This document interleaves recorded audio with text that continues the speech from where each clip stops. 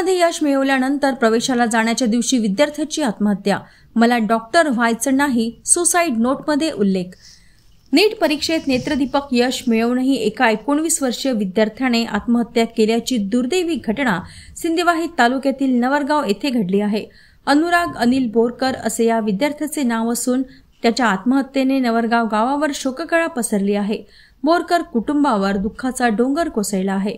नवरगाव येथील व्यापारी संघटनेचे अध्यक्ष यांचा मुलगा अनुराग ह्याने नीट UG 2025 परीक्षेत 99.99% गुण मिळवून ओबीसी प्रवर्गात 1475वी रँक पटकावली होती।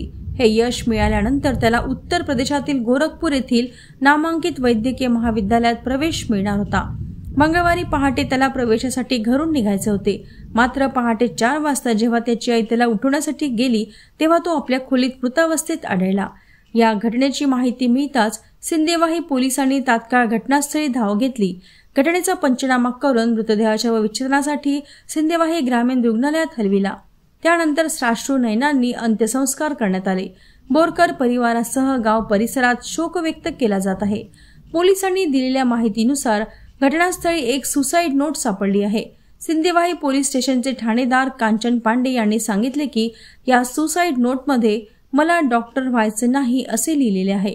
यावरून शैक्षणिक आणि करिअरच्या दबावामुळेच अनुरागने हे टोकाचे पाऊल उचलल्याचा पोलिसांचा प्राथमिक अंदाज आहे असे सांगितले।